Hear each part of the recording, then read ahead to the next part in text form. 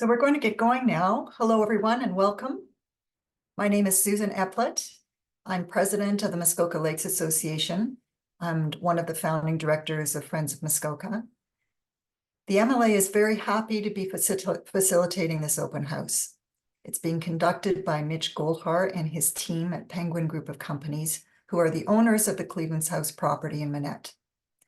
I'd like to reinforce that this is not a township meeting, but it's an information session being provided to the community at Mitch's initiative. Mitch and his team will be presenting his plans for the Cleveland's House property and then answering our questions. A team of people from the MLA have been working alongside Friends of Muskoka since 2017 to pause the development of the 4,000 units that had been approved many years earlier and reconsider what would be allowed. It was a very happy day when we heard that Mitch Goldhar, Lake Rosso cottager, had purchased the property. And in the years that followed, the MLA worked alongside his team, the township, Friends of Muskoka, and the community to significantly reduce what can be built. And tonight, we'll finally be seeing what is being planned for this very special piece of property. If you have questions, please type them into the Q&A icon at the bottom of your screen. I'll be going through them and asking Mitch and his team to answer them. When you click the Q&A icon, you'll be able to see questions asked by others. Instead of repeating a question someone else has asked, please vote up a question you like by clicking on the thumbs up icon below it. I'll do my best to ask as many questions as possible, and we'll focus on the ones that are voted up to the top of the list. With over 450 people on this Zoom call, I doubt we'll have time for all of your questions. However, after this call, we'll send all the questions to Mitch's team. And by the end of this week, we'll email you a link to the recording of this open house, along with a copy of the presentation and the questions and answers. We'll also be posting all of this material on the MLA's website. And now over to Mitch and his team. Thanks, Susan. Thank you, everyone. My name is Paula Bustard with the Penguin Groups of Companies, and I'd very much like to welcome you here this evening. And I thank you for taking the time to join us this evening. We had the pleasure of being in Manette on Saturday for an in-person open house, and it was great to meet so many of the community members and to share the plans. As Susan said, just a reminder that this is not a statutory public meeting, and it's not a formal meeting through the planning process. We just know there's been a tremendous amount of interest in this property for the last couple of years, and we're really excited to have the opportunity to share with you the vision for and the plans for the site. We're also going to make this material available after the meeting through the MLA and Friends of Muskoka, and there'll also be an information email that you can send any further questions or comments that you have, and we'd be happy to get back to you at that time. Matt, if you want to start the presentation. Just as Matt's pulling that up, I wanted to provide a very brief background, an overview of the current planning permissions. You can go to the next slide, Matt. When Mitchell Goldhar purchased Cleveland's House, there were permissions for over 4,000 units on these lands. In fact, these permissions are still in effect today. The original approvals for the lands date back to 2008, when the lands were approved by the OMB as a resort village. It's at that time that the Marriott was developed, and in fact, the Marriott was contemplated as phase one of a much larger master plan. Mitch then purchased the property in 2019, and since that time has worked closely with the township, the district, Friends of Muskoka, Muskoka Lakes Association, and other key stakeholders on the policy directives for the site. We participated in the Manette Joint Policy Review Steering Committee and were fully supportive of the policy changes that reduce the development permissions on the site. The revised policy document, which is before the tribunal at present time, limits permission on these lands to 1,700 units and includes other details such as heights, setbacks, and other policies. These were done over a long period of time and with all the stakeholders involved. The team that we've put together over the course of this process has included Sasaki Associates, WSP Engineers, Baird Marine Consultants, Arcadis, BA Group, and after interviewing many architects, we chose Neil McLaughlin to be our architect for the site. Neil is out of the UK and is a very highly respected architect and has great sensibilities that we thought would work well for this project. He's known for great craftsmanship and very meaningful designs, and you'll see some of his work in a moment. As you may know, the total land holdings of this property is over 1,300 acres, including Cleveland's House, the marina, the Rock Golf Course, and the surrounding lands. Now, Matt's just going to click here. You'll see that the area outlined in red, represents our phase 1. There are other phases depicted here for context, but they will be subject to further considerations and are not proceeding or proposed at this time. Phase 1 is comprised of 37 acres and provides areas for cabins, retail, restaurants, gathering, the marina, boat storage, wellness, and activities such as tennis, pickleball, squash, padel, and fitness. Next slide, Matt. Just a zoom in of the phase 1 lands here. Phase 1 represents a total square footage of 190,000 square feet, of which cabins comprise 46,000 square feet. The indoor courts are 21,000 square feet. Retail and restaurants within the village, 43,000 square feet. Office of 27,000 square feet, and wellness and fitness of 30,000 square feet. And lastly, the marina building is 24,000 square feet. Now I'm just going to briefly just go through some of the images so you can get a feel for obviously what is being proposed. This is a view actually from Wallace Bay looking at the village. Next slide, Matt. Matt's just going to flick through right now and just show you a lot of the different cabins that have been decided. The cabins are intended to be built out of wood and for the most part are individual cabins. And we feel they fit very well into the master plan and dispersed throughout the site. In phase 1, there are 48 cabins proposed, and as you will see, a variety of different types and styles have been designed to create a diversity. You can just see as much. And again, we will provide this material after the meeting. As we move from the cabins into the village is where wellness, fitness, recreation, and retail will be housed. There'll be some offices within the village as well. There'll be restaurants, an amphitheater, and ample opportunity for community gathering spaces. And there's obviously a lot of activities connected to the village as well, including indoor and outdoor tennis, padel, pickleball courts, providing fitness and recreation. So with that, I just want to pass it on to Mitch for any further comments before we open it up for questions. Thank you very much for your time.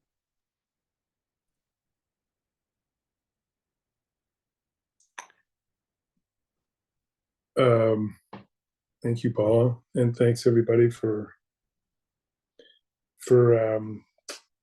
joining us. Mostly, I guess, we're here to just show you these images and answer questions. I'll just maybe say a couple things before we go on to the question period.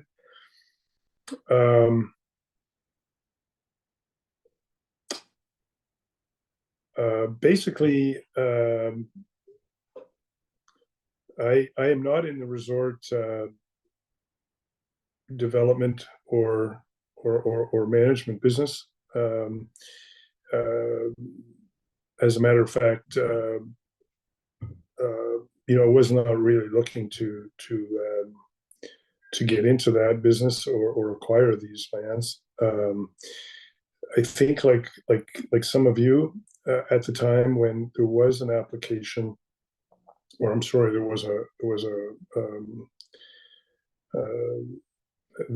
was rumors, I guess, of somebody acquiring this property to develop it. Like many of you, I'm sure I was also concerned about the OP, the official plan being implemented here,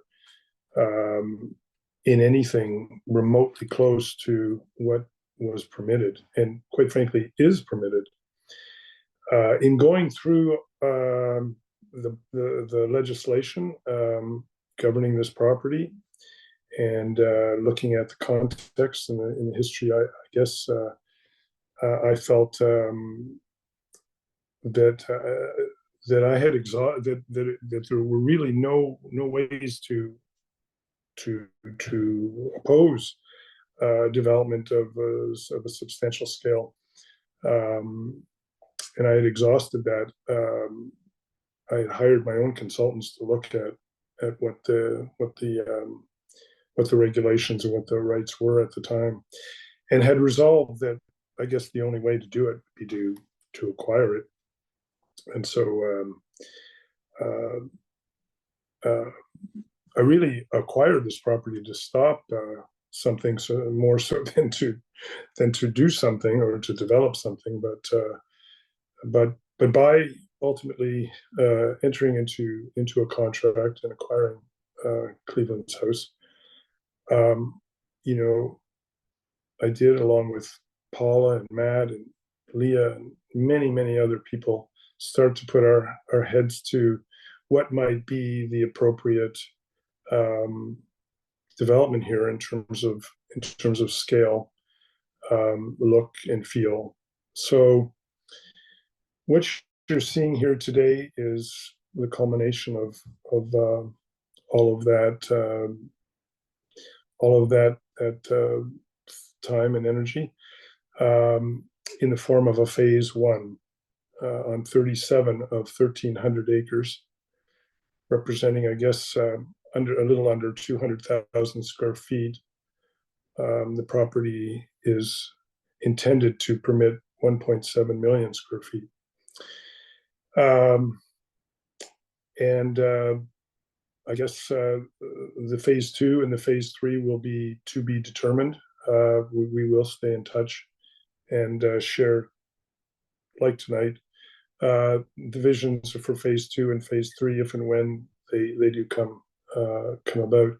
There is no plan at the moment for phase two or phase three, but I fully expect there'll certainly be a phase two. I am excited about this plan. I think, as a cottager, I mean, I've looked at this from the point of view as a cottager. I think it does strike, or it's an attempt at striking a balance between having a place that serves us for all the various uses that will enhance our quality and enjoyment of Muskoka and our lake, while not overstepping in terms of impact. Maybe lastly, I'll say I grew up with my siblings and my family on a lake in summers, and so I do think that it's really, at the end of the day, after everything we do and all the hard work we all put into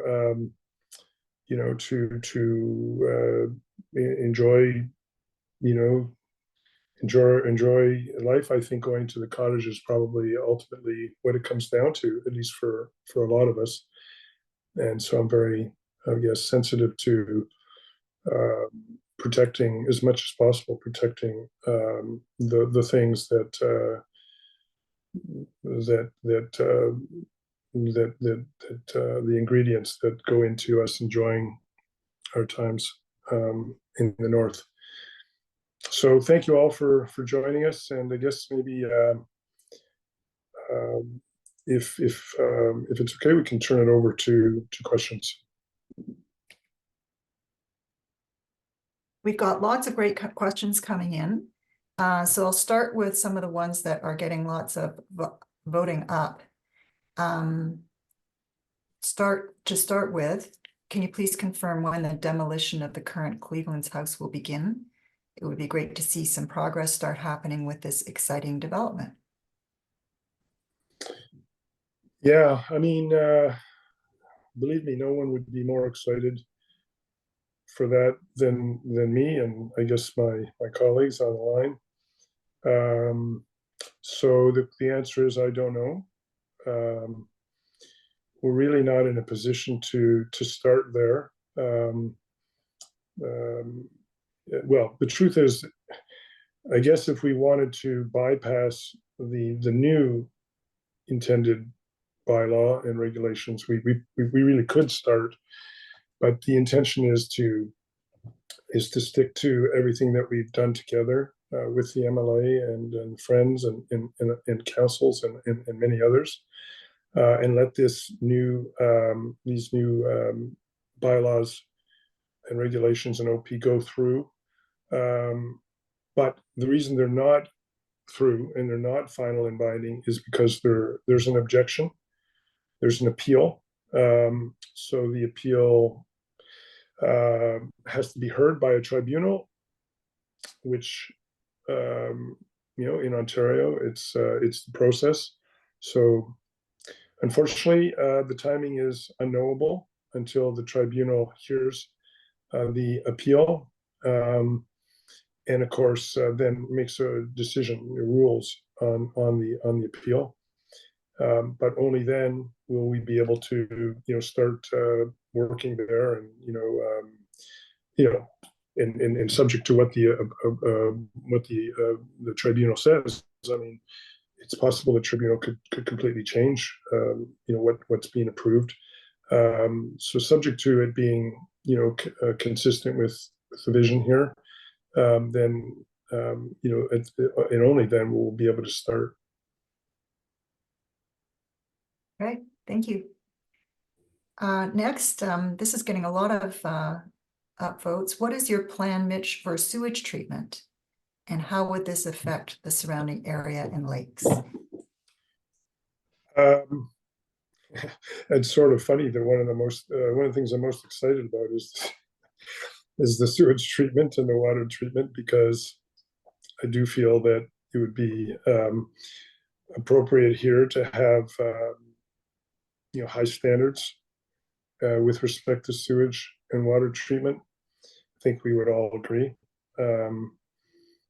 And so the intention is to build a sewage treatment plant and a water treatment plant to municipal standards here, which will ultimately, be turned over to the municipalities, and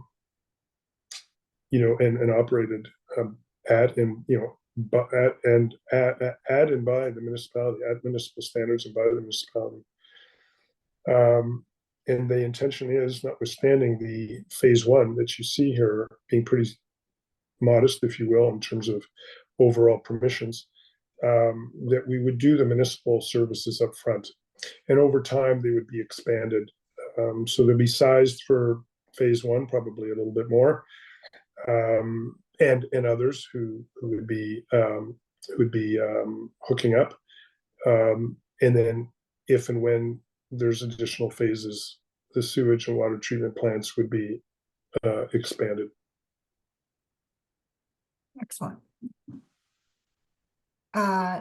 There's a question about the impact of traffic, and whether you've considered the impact to Port Sandfield of the traffic, and whether you've considered a bypass for residents to go around the development. And this is not just for traffic after the build, but also construction during the build. Yeah, I mean, it's a good question. First of all, we've done extensive traffic studies. So, I mean, it's available, the studies. But basically, bottom line is, I mean, it really doesn't have very much of an effect on traffic. It's not a huge phase one. The original, well, the Cleveland's House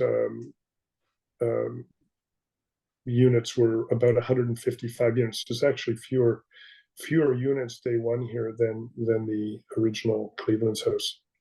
Original meaning the version of Cleveland's House that existed when it was closed a few years ago.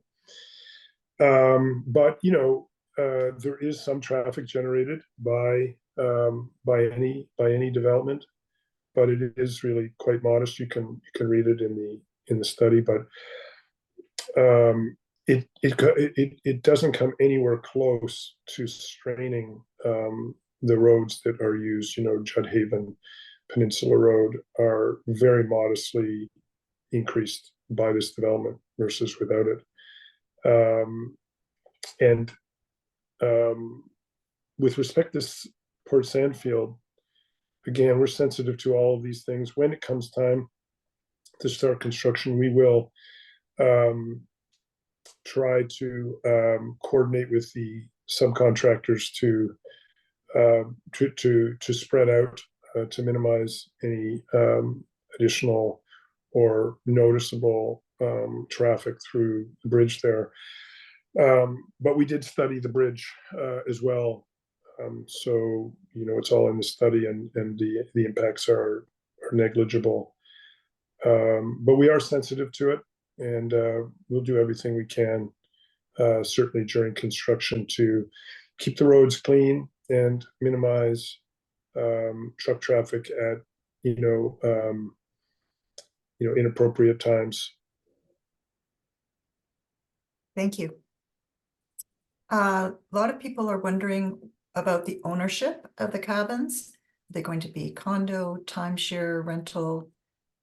What will the ownership be? Yeah, well, it's my plan to just own them myself. I don't plan on selling them or time sharing them or anything like that. Just kind of keep it simple. They'll just be for rent. I mean, I'm hoping that some people will rent them for long periods of time and kind of make them their own, so to speak.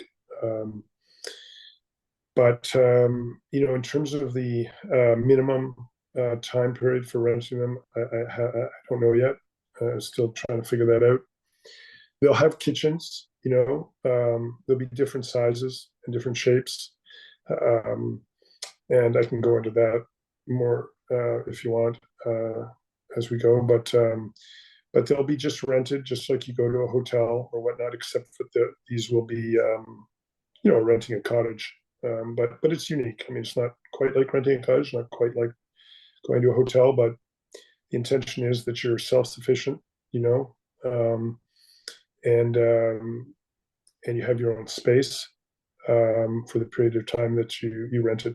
At the moment, I have no intention of doing any condos, although you never know in the future, and I don't have any intention of selling lots at the moment either. And these 48 cabins are definitely not condo or not for sale. They'll all be just for rent. Thank you. A number of questions about the marina. Do you expect SWS will remain the marina operator for the long term? That's a good question. Did Jordy ask that question? No. Yeah, I mean, Jordy's done a fantastic job. I think we all recognize that, and he's a great guy, and really appreciate what he's done long before I ever, really even knew him that well, and his wife. So we've been very lucky that he's continued to do what he can there. He's done a lot of things there that through thick and thin. But the fact is that it is a redevelopment, and it's just not determined yet, in terms of who's going to ultimately run the marina. There'll be a completely rebuilt marina, both the building and the docks, and I mean all the launching and whatnot. All the infrastructure around the marina will be rebuilt. I mean, the buildings are basically falling down, and so there's no salvaging them, and it's premature to determine exactly how and who is going to operate that, but stay tuned. Maybe a few years from now. Okay. Now there's a number of questions about boats. How many boats do you expect this is going to be adding to Lake Rosseau? And yeah, do we know the capacity for new boats at the marina and at the docks? Yeah, for sure. I mean, boats is a big thing. I don't understand why boats still make as much noise as they do. Seems like we've been able to get pretty much every other machine, to make less noise.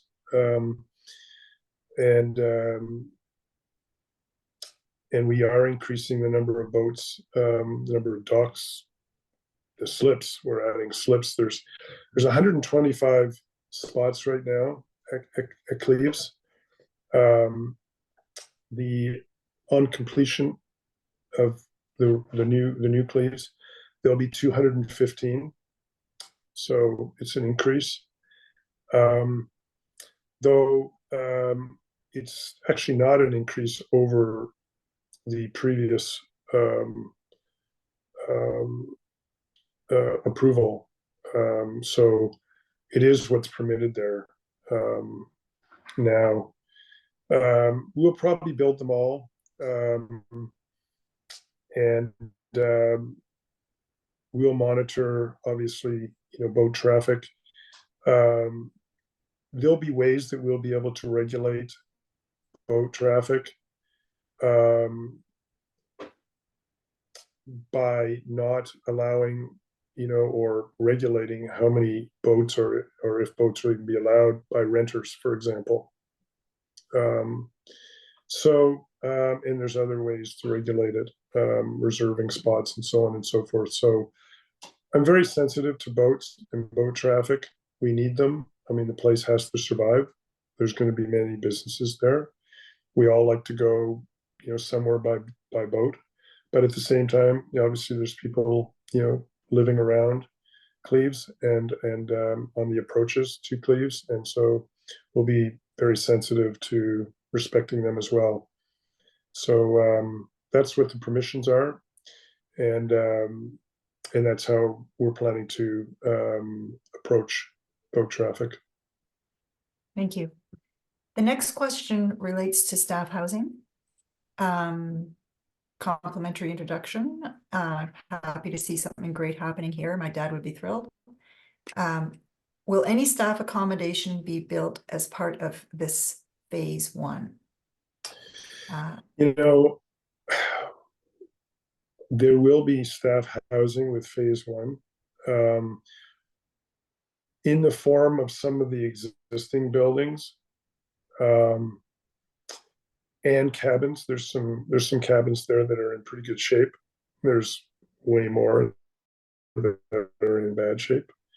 But the ones that are in good shape, and some of the existing buildings where we have staff now, or we had staff there in the last year of operation, will be probably fixed up a bit for now.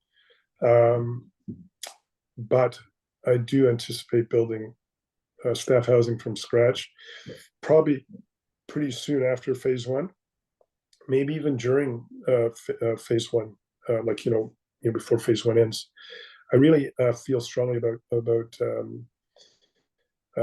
getting some good staff housing in there and updating it and having a nice place for staff to be, something cool for everybody who works there, and safe.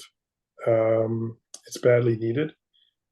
So it's on this plan. I mean, you probably can't see it. It's on the other side of Judd Haven. It's just not part of phase one, but it will be there, and it's a big priority. Thank you. And what are the intentions for the sports facilities? Will these be open to the public or on a membership basis to other cottagers on the lake? I mean, I don't know yet, actually. I mean, first of all, the phase one is tennis, pickle, and padel, and then squash, which of course is indoors, and the golf with the Rock, which is already there. So the Rock is obviously a public course. I haven't decided on the tennis.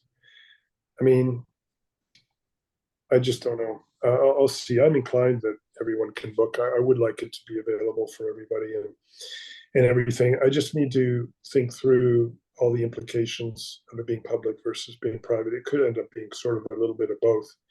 I would like the tennis to be a team, ultimately, that there's a Manette team. Maybe it's a Cleves team, maybe it's a Manette team, I don't know. And that we play against other clubs and things like that. So, I'm not sure exactly how all that will work out. But I do want it to be a really decent standard club, and also good for exhibitions, maybe a couple times in the summer. I think pretty cool. I think it's realistic.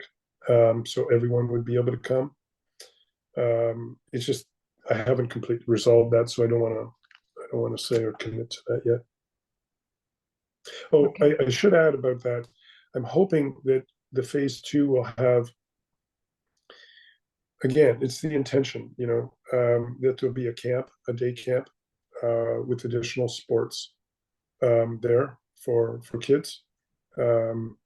So it has a lot of potential because, of course, the kids can use the courts and all the courts, as well as the golf. And we can add soccer and a bunch of other things because there's plenty of land. I think it'd be great for parents. I mean, I could be wrong, but I think it'd be great for parents to be able to have the option of there being a camp with a lot of activities nearby. And then, of course, there's the village. Maybe people rent the cabins and put their kids in a camp for a week or two or whatnot. So there's a lot of overlapping, I think, potential with a camp with additional sports. Thank you. Next question. As a lifelong Muskoka resident, what type of impact will the lights from this community have on our now dark sky on Rosso? Will the lights be turned off at a certain time or redirected to not affect the sky? I could have asked that same question. I could have written that question. I love the dark sky. I literally go out when it's clear. I'll go out almost every single night to the darkest part of my property. I hope that there'll be lots of spots here where people will be able to do that. I'll come back to potential phase 2 and that question, but we will do. We have to have lights. It has to be safe, but I mean, we will do everything to. This is not going to be lit up like a Christmas tree. I mean, it's going to have subdued lights and lights that are the most, sensitive to the issue of lighting up in this area. So you can be sure that that will be at the minimum amount of lighting that we can be, but also be safe for people that are there. So I can't speak in terms of foot candles and in terms of statistics or whatnot at the moment, but I can assure you that I'm very conscious of that. And if anyone has any complaints in the future about that, I'll be responding to it. So we'll try and strike that balance here. Thank you. Next question. What kind of economic impact will this have on Minette and the township? How many full-time 12-month positions do you plan to offer? As you know, there's a great deal of poverty in Muskoka Lakes and food bank use is high. Are you getting any advice that might help the new Cleves business make life in Muskoka better? Yeah, I mean, we're not going to be some, panacea, solution to the entire economic, issues in the region. I mean, I think we'll be positive. I mean, for starters, there'll be a lot of construction jobs, and the intention is that we'll be doing that locally. Certainly hoping that the materials will be local. And then, of course, to the extent that there's appropriate labor, I mean, it's obviously better that it be local.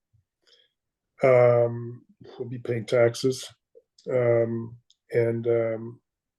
I can't tell you how many businesses will be open there, all year round. I think it's going to be partly up to all of us. How often we go up there and how often we actually patronize, both the village and the cabins. Not all the cabins are going to be winterized. I don't think there's going to be enough demand. I hope this is famous last words, but I don't intend on winterizing all the cabins. I think there will be some winterized cabins. So I hope some people will like to come up there in the winter, but I really do think that there'll be a lot of shops that won't be open in the winter and or in the off seasons. But I actually think there will be quite a few that will be open. I'm hoping, and so it will create some additional jobs It's just, you know, it's not knowable. But I hope more and more people will go there in the off seasons, and it will just create more jobs. I mean, it's all there to be had. So, and the more successful, I guess it is. I mean, you know, more jobs will be created. Thank you. Next question. Nice low style cabin styles. Any plans for seizing the opportunity to utilize sustainable, enviro-friendly products in the building, finishes, grounds, energy generation, etc.? Oh yeah. I mean, the intention is that there'll be a lot of, you know, wood in both the cabins and the village. You know, the intention is to be as close to net zero. I mean, it won't be net zero. I don't see it possible, but it's definitely going to be, you know, top of mind in terms of lowest impact possible, natural materials as a local, which is very advantageous in terms of effects, you know, just getting materials there, effects on the environment. And I actually am envisioning, you know, that the actual, you know, cabins will be wood structure. So more wood, the better, as far as I'm concerned.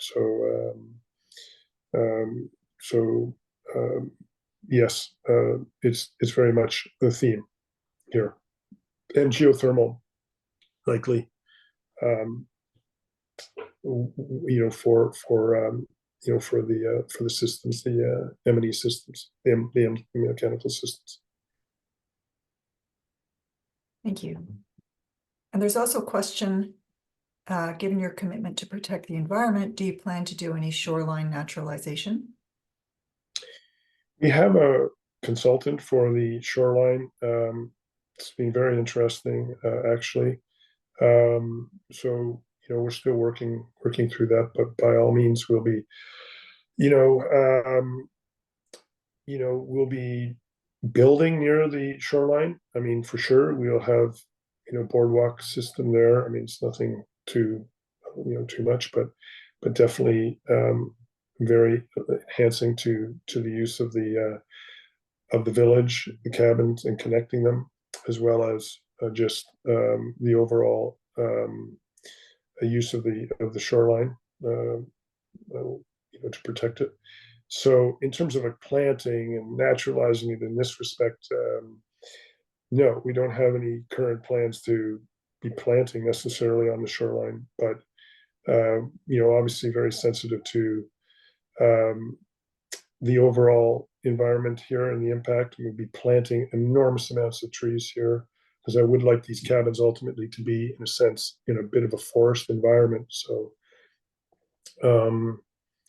and this is, you know, otherwise there'll be a beach there where there is a beach now, and other than the docking system, you know, those current intentions.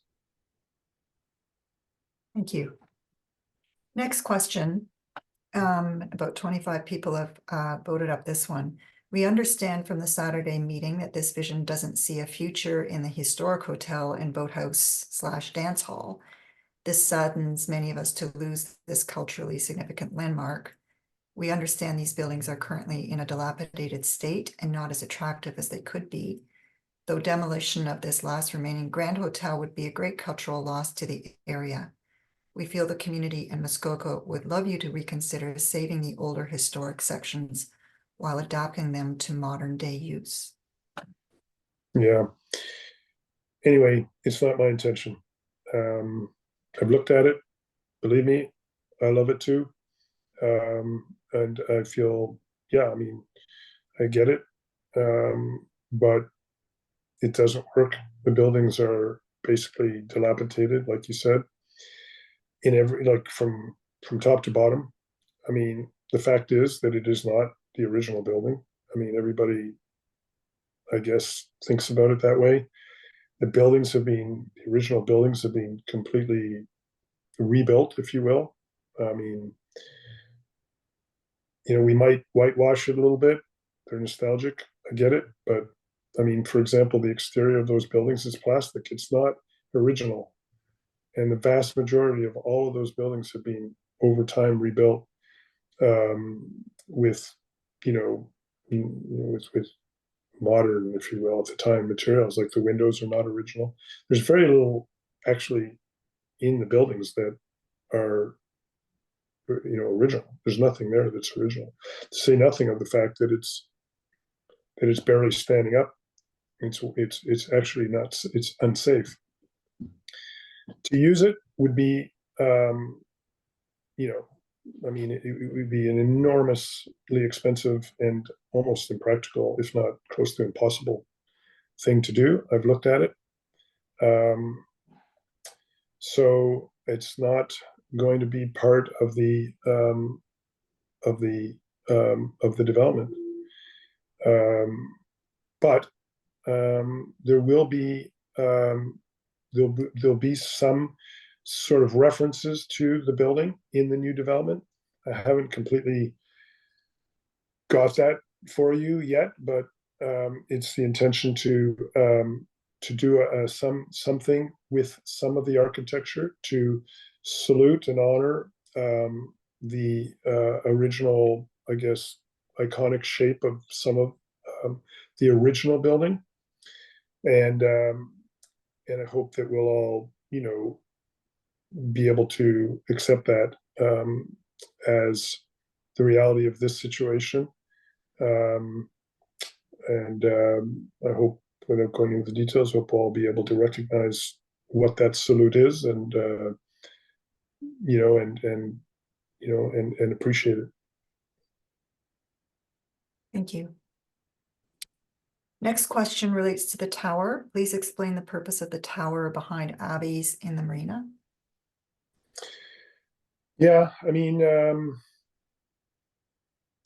towers, it's really just meant to be sort of a bit of an iconic beacon, if you will, kind of anchoring that there's a settlement here. It's not uncommon. There's something kind of basic, even sort of primitive, about doing that. I kind of like it. Maybe it's just comes down to that. I kind of like it. I think I like a lot of communities have over the years done that. I think it's very successful in showing pride. It also, I guess, adds interest and some scale. It also makes the majority of the settlement sort of modest.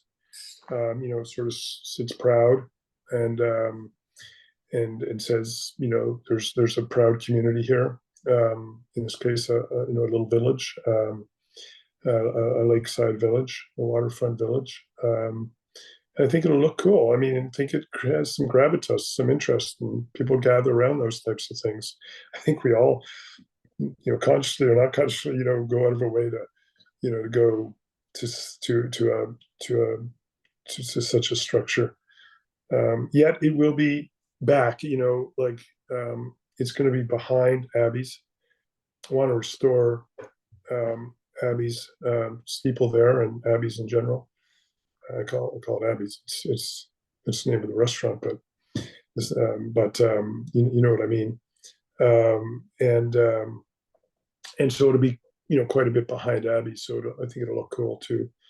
The light on the top will be really quite natural, I'm hoping, and low level. So it'll be kind of appealing, just a dim light in the distance. And down at the ground level, there might be like a fire pit or fireplace. Again, all subject to the details, but I think that would be pretty cool, and I think very nice for all of us to be able to gather and hang out there. Thank you. Next question, is there a plan to build a hotel at some point? Yes, that's one thing I can say definitively about phase 2, that at the moment definitely do intend on building a hotel there. just can't get it together to do it with phase one. It's just too much. I mean, kind of, I think, would have done it in phase one, but I mean, with all the infrastructure, all the issues with water and sewage treatment, and all of the other planning and architecture and whatnot, marina. It's just too much to do all at once. I mean, so right soon, I hope to start really focusing on that, and I do see that hotel as being, again, it's just subject to change. I mean, I don't want to be held to this, but at the moment, I'm sort of picturing it to be quite a boutique kind of hotel. Hopefully, maybe a little bit, on the upper scale, and around where the Cleves is, the original, Cleves building is now over there, like just up above where Pi was. At the moment, thinking I don't know if it'll end up being the case, but be 50 to, I'll say 100 rooms, because I don't want to, people throwing tomatoes at me in a couple of years from now. But I'm sort of thinking something, less than 100 rooms. So 50 to 100 rooms. We'll see what an operator would want to do here. Thank you. Next question, as an existing boat slip renter who depends on Manette for island access, are you guaranteeing continuing access? Will we be able to access docks with our cars to drop off personal belongings? Well, I mean, using the word guarantee, I'm not going to guarantee, but it's certainly the intention to continue to make the docking system here available to islanders. So I would say, islanders have nothing to worry about. It's just all part of it, and it's great to have the islanders use Manette, and we would never shut them out. I mean, it's just completely at odds with everything that we're doing. So yeah, we have to build something here, and there's logistics involved and timing, and it's going to be a huge mess there. I mean, for a while, so I haven't completely figured out how we're going to keep them going during construction, but we'll try. So we'll keep you posted. But regardless, I think once it's all done, you can have a high degree of confidence that, if you've been using Manette as your launching point, you'll be able to continue using Manette as your launching point in the future. Okay. Got a question here, and I apologize if it's already been answered, but I'll ask it. What is the ownership of the project? Penguin, other corporation, Mitch personally? If personally, what's the long-term vision for the ownership or control of the development? When you ask some of these questions, I think, oh, who's asking the question? But the simple answer is I just own it basically, for all intents and purposes, I just own it myself privately. I don't have any partners. It's not part of, I'm part of a public company called Smart Centers. But that has absolutely nothing whatsoever legally to do with Cleveland's House. Penguin Group of Companies is just the name that I use for a number of properties that I guess I own and operate privately, because I have a private business and I have, I guess, a public business. And so for the private business, it's just called the Penguin Group of Companies, and Cleveland's House falls under that umbrella. And there's it's just myself. Thank you. The next question goes back to the historic Cleveland's House. In the demolition of Cleveland's House, would you consider auctioning or selling off some of the artifacts to support local charities. I believe there would be great interest, and this would be an amazing thing to do. That's a great idea. And I love it. I mean, that's great. We'll look at it. I mean, what a great idea. I love it. I don't know. We'll look at it. I don't know really how much, as I said before, is original. Very little.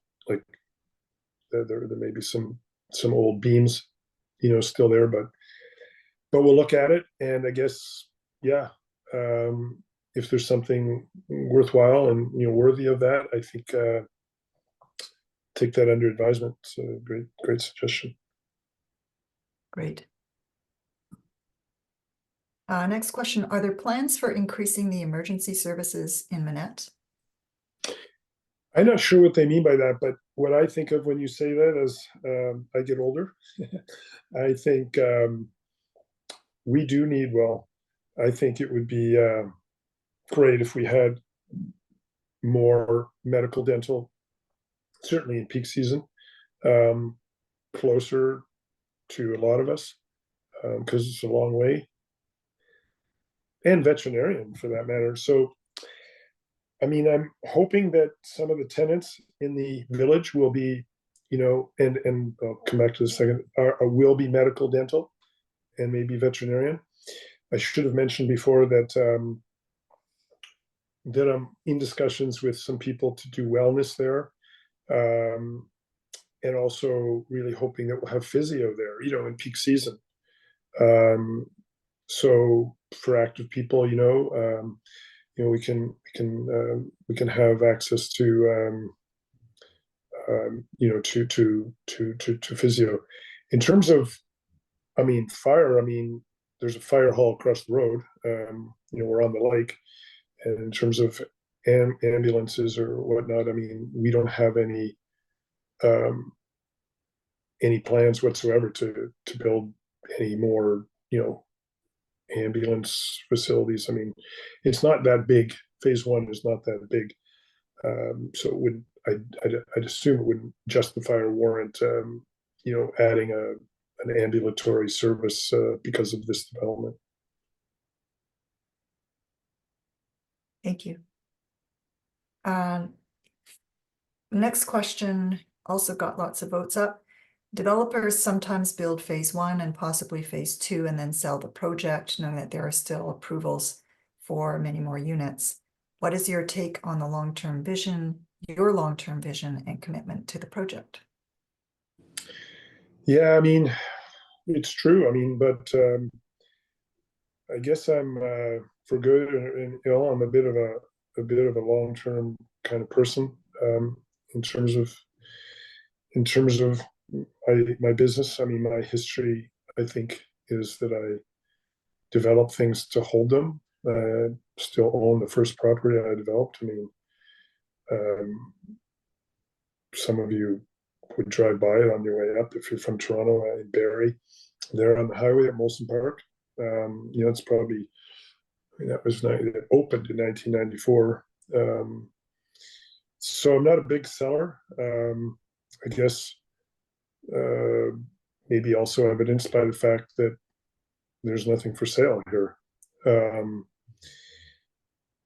So yeah, I have no current plans to sell the property or sell the parts of the property, but yeah, there may be some scenarios in the future that I would. We'll see how it goes. But that's not my plan, and it's not my sort of history. I want to point out that if it's beneficial, to sell, technically, I might do that. For example, if it warranted having a seniors facility here, maybe I would sell the. If the only way to get a seniors facility up here, if it made sense, was to sell a piece of land to somebody to do that, then maybe I would do it. But if I was ever to do that, I would put in addition to the regulations that are already governing the property, I would probably put additional restrictions on that to make sure it was very cohesive and in the spirit of the place. So yeah, technically there might be some sense. There's a plan on this. There's a little subdivision on this master plan that's a future phase that you see over there off Peninsula Road.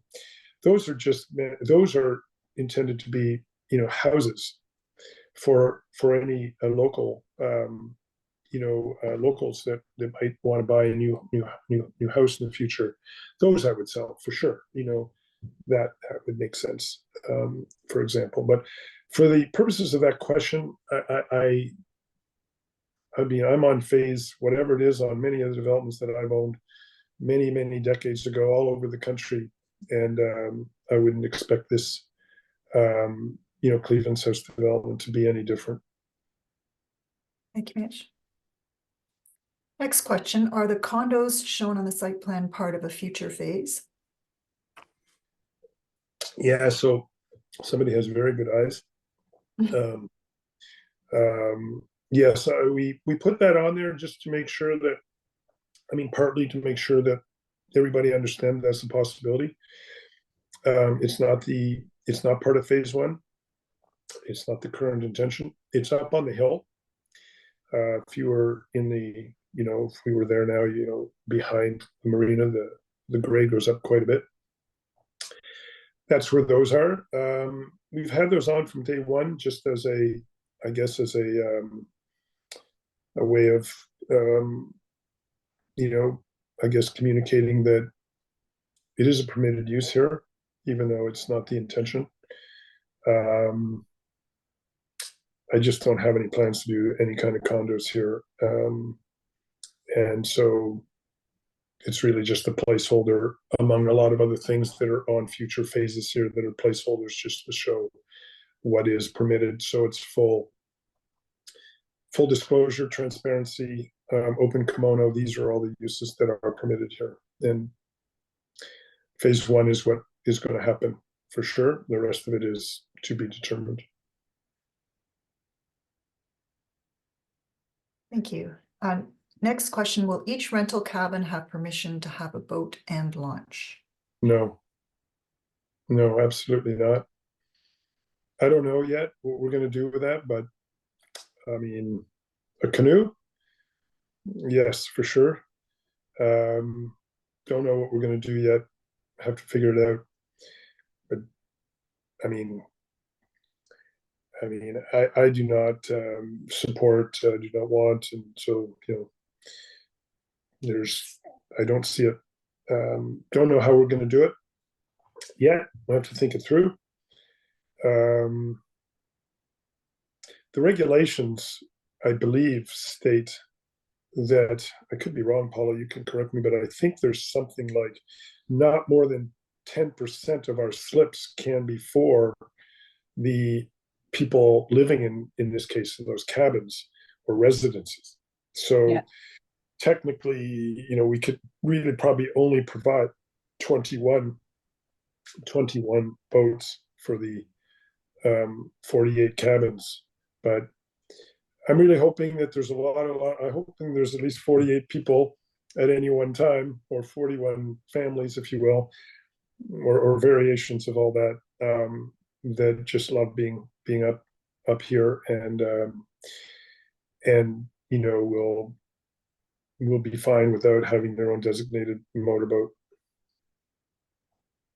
Thank you. And your comments on the sewage treatment plan, I'm not sure if you explained, if you answered this one. Where do you plan to build the sewage treatment plant? It's out near where the lagoons are. If you look on this plan, there's two things that look like a lake up in the left there. Those are lagoons. That's where the sewage goes and has gone for many years, long before I ever owned this property. Somewhere around there would be the general intended location of this sewage and water treatment plant. It's not completely designed yet. We won't need the lagoons once we have the intention is we won't need the lagoons once we have the sewage and treatment plant. But there's a big asterisk next to that, because I don't want to go into it, but certainly from the Cleveland's House property point of view, our water and our sewage will be going into municipal services. And the treatment plant will be somewhere over by the lagoons. That may be the answer to the next question. The water quality in Wallace Bay is historically among the poorest on Lake Rosso. What is being done to ensure that this is not exacerbated by the new development? I mean, sewage and water, municipal services, water and sewage treatment is the highest standard for treating water and sewage. We don't have that there now. So the standard for treating the water that ultimately ends up back in our ecosystem will be the highest it could be, with all of us wherever we are. That's the Western world's system technology for treating water and sewage, and that's what we're going to have up here. So can't get any better than that. So hopefully, that will be contribute or in the service of improving the water quality here. I'm scrolling through the questions, and I think we may have come to the end of the ones that have had multiple people clicking on them. So I think we've also gone over the hour at this point. We are going to be providing all these questions to Mitch and his team. And so if I haven't read out your question or haven't dealt with it directly, all the questions will be compiled and sent, and then we will be having answers available to you for all of these questions. Mitch, Paula, Matt, any final comments? I mean, just hoping to get this development going at some point soon. Hope we'll all be able to enjoy it, and hopefully we'll have found the balance here. And appreciate everybody's input. It's open to everyone's feedback. We're in this one together. I'm a cottager up there, no different than everybody else, and so appreciate everybody's feedback. Thank you, Mitch, and thank you, Paula, for your comments as well. It's really great for you to explain your plans and answer so many questions. I think our community is really fortunate that you're taking this time to be so transparent and engage with us about these plans to develop a property that holds a very special place in the hearts and memories of so many of us. And for people who attended, please watch your inbox later this week for a copy of the recording of this presentation, as well as the renderings and questions and answers. So enjoy the rest of your evening, and my very best wishes to everyone for happy holidays, you and your family.